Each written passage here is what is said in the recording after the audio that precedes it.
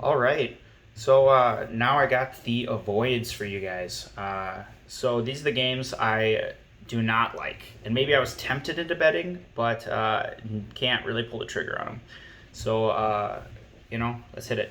So first off, I got Rams at Bills. So I don't know. I watched some of the Dolphins Bills game. The Bills offense has been on fire. Josh Allen. I'm sure if you've played against him or have him in fantasy, know Josh Allen's been killing it. He's slinging that ball. This week he hit Stephon Diggs with some deep ones, but sneakily, some of those throws are pretty questionable as far as coverage and accuracy. So I do think the interceptions are going to start coming, but still, hard to doubt that offense too much right now with how things are going. Surprisingly, the defense hasn't quite been there. They've been fine. I don't know. I was expecting more of a shutdown defense. And so far, I'm not sure if that's been the case. So that was kind of surprising. Meanwhile, the Rams, did what I expect them to do last year against the Eagles, and in Week 1, beat the Cowboys. So, they're 2-0. They have enough offensive weapons and things going on offense that 2018, when Sean McVay was everyone's darling, was not that long ago. We're one season removed from when they were, a potential Super Bowl favorite. So, I don't know. I just don't want to sleep on Sean McVay. If I had to pick, I'd take the Bills minus 2.5, at home. But I'm not ready to go there with where this Bills and Rams team is currently at. That's gonna be a fun one to watch and see what I can learn. Another one is more of kind of the opposite reasons. Bears at Falcons. So the Falcons are favored minus 3.5, coming off a really demoralizing victory where they forgot how to play special teams against the Dallas Cowboys. If I had to pick, I'd take the Bears plus the 3.5. I think their defense is, it hasn't been good ever since they lost their coordinator. They lost their defensive coordinator. He's now the head coach of the Broncos. I'm sure I'll think of it later. Since they lost him, they haven't been quite the same defense. But, I still think they're a capable defense. And on offense, I think they'll be able to move the ball against the Falcons. So, if I had to bet, I'd take the Bears. But these are just two kind of yuck teams. I don't want anything to do with that game. Another one might be a bit more surprising, Bucks at Broncos. So right now the Buccaneers are favored minus 6, which makes sense. Broncos just lost Cortland Sutton for the year. They had already lost Von Miller for the year.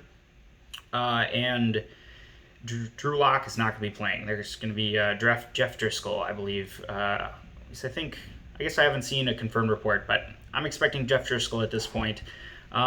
But I don't know, minus 6 at Mile High Stadium. The Tampa Bay, they beat up on a bad Panthers team this week, but they had plenty of issues still. Tom Brady's thrown some picks to the first 2 games.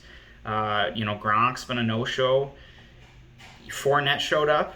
Things might be, and Chris Godwin's going to be back, so things might be trending in the right direction. Everything's set up for the Tampa Bay to start finding their legs, but excuse me.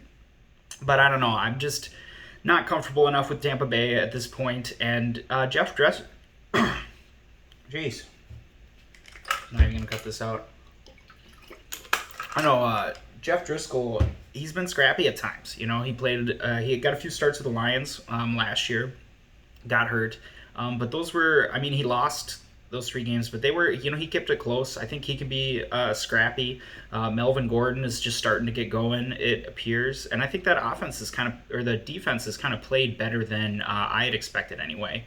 I don't know. They faced a good defense last week and kept it close. So I don't know what the Bucks are. I don't know what to expect from the Broncos. If I had to bet, I would take the Bucks minus the 6, but I would not feel good about it. Minus 6 is just a lot of points on the road. I'm not going to touch it.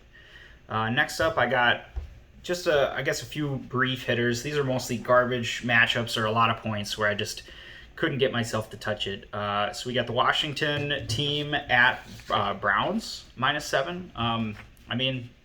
We all know Washington isn't very good. Drew Haskins, or is it Dwayne Haskins? We're going to see how long until they decide to move on from him, probably next draft. But, Terry McLaurin is still kind of a weapon. Browns defense hasn't looked very good so far. But, the most interesting thing about this matchup is we have what might be the most talented defensive line in the Washington team. I don't know, that might be controversial. But a very talented defensive line with Washington versus the two-headed monster of Chubb and Hunt. So I'm kind of interested to see how that goes. I think through the course of the game, the Browns, have the better team and will come out ahead. But I don't know, -7 was a little too rich for my blood. We're going to have to see a little bit more from Browns and Baker before I'm willing to go there. Another game for different reasons, 49ers at Giants. So the 49ers are returning to MetLife, which I'm sure they're very happy about after the ACL genocide that was occurring. I probably shouldn't say that word. YouTube's going to derank my content. But anyway, the ACLs, they were a tearing at MetLife Stadium. The 49ers are not very happy about it. And they get to go back to play the Giants, who just lost Saquon Barkley. And they were bad before they lost Saquon Barkley. So, if I had to bet, I would still take the 49ers. But, man, -4.5. Not sure if I said that. So, the 49ers -4.5, that's the side I would take. But, man, the injuries just make the situation so murky. John Lynch actually just called me and asked if I could suit up this weekend. I was like, I don't even play football. But, yeah, you get my point. Anyway, Jets at Colts. So the Colts are favored -10.5. And I think this makes sense, right? The Colts just, Jonathan Taylor's starting to get going. They got a good offensive line. Phil has kind of been a disappointment thus far, but I think, has enough to be deadly at times. So it makes sense. The Colts should roll over the Jets, who have done nothing, and they're injury-riddled and, epically bad so far this season. But I don't know. Colts, I would just say pump the brakes on the Colts for a second, just because the Vikings team they beat last week was not very good. And they got, they lost to the Jags in week 1. So they're still a mediocre team based on the information we have. And I don't think I would. I have confidence for them to beat the Jets, but do I have confidence they'll beat them by 10.5? I don't know. There's a lot of things that can happen in garbage time to blow a 10.5 spread, and I'm just not willing to take on that many points and bet the Colts. So beware. Last up, Raiders at Patriots. I don't know. This might be a little too reactionary to last night, and still kind of giving too much credit to what the Saints are.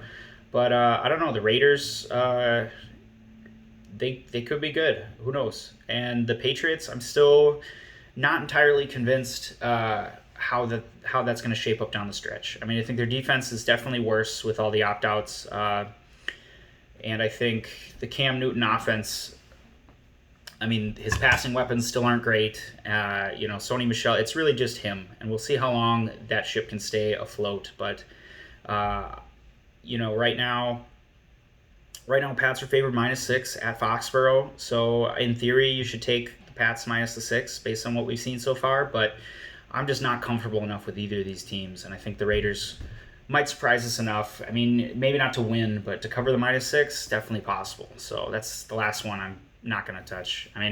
There's others, but those are the ones I wanted to talk about. Anyway, thanks.